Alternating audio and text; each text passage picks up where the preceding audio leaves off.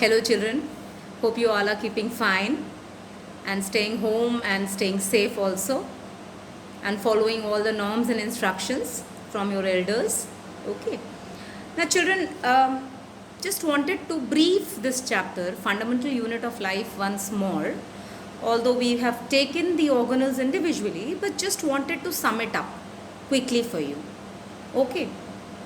So, just a quick rush through so that you can relate to whether you have understood or not. You can have that idea more clear in your minds. So, of course, you all are aware when was the first cell discovered and who discovered it. Alright. Now, so we will quickly take up plasma membrane. Let's talk about plasma membrane. By now, you already know that plasma membrane is present in plant cell and animal cell both. Now, plasma membrane, it is made up of proteins and lipids.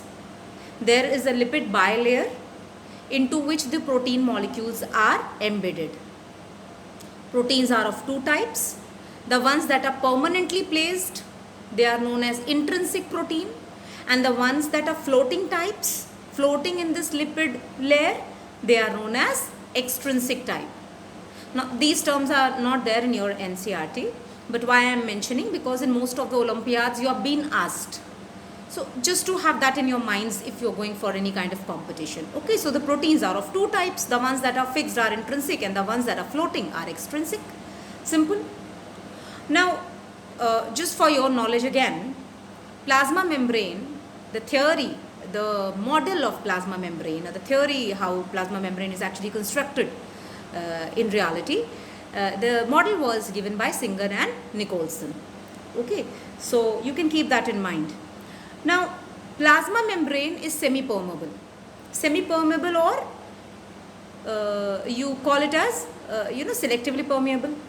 Now, how is plasma membrane selecting things?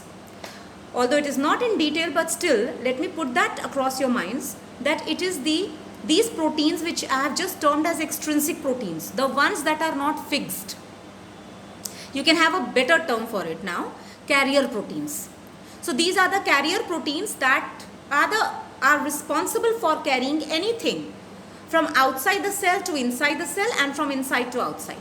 So they are the ones that can combine or that can allow the ions or the molecules or the chemicals to bind on one of their ends, and then they would just flip-flop. So binding it outside, flipping it inside, and leaving it inside the cell. This is how they function. Okay.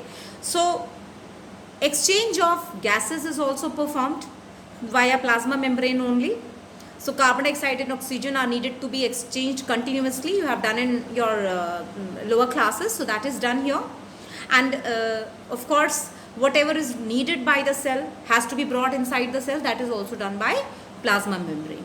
Semi-permeable or selectively permeable means that it does not allow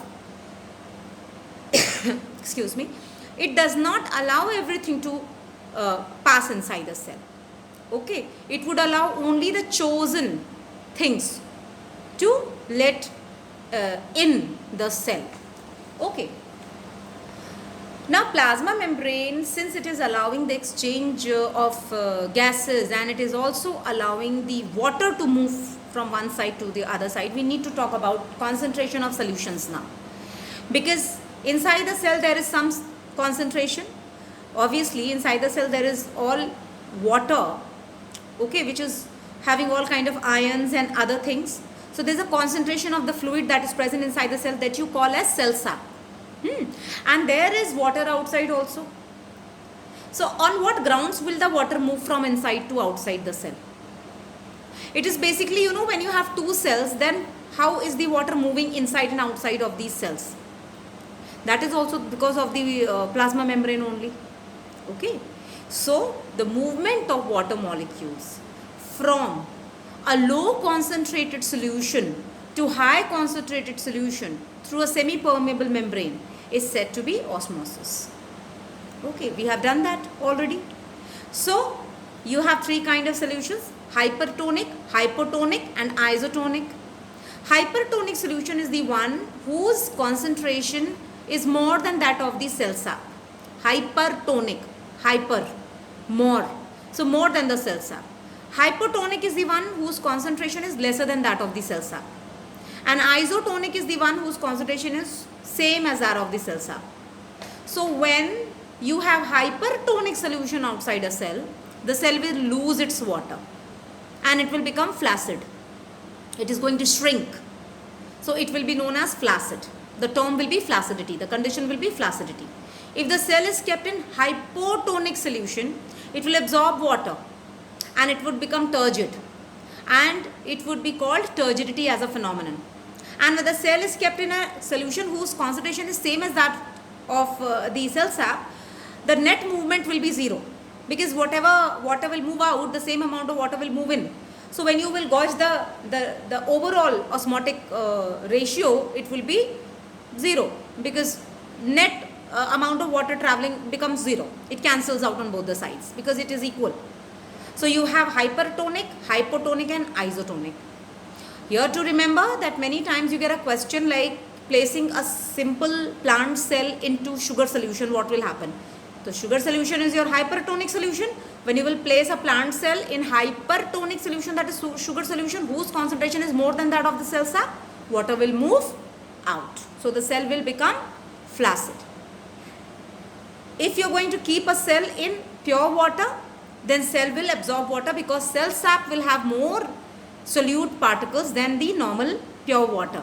So concentration of the solution inside is more than that of the outside, so water will be taken in. So it will be endosmosis. When water is sent out, it is exosmosis. When water is brought in the cell, it is endosmosis. Okay, so these are few things related to cell membrane that you should be aware of.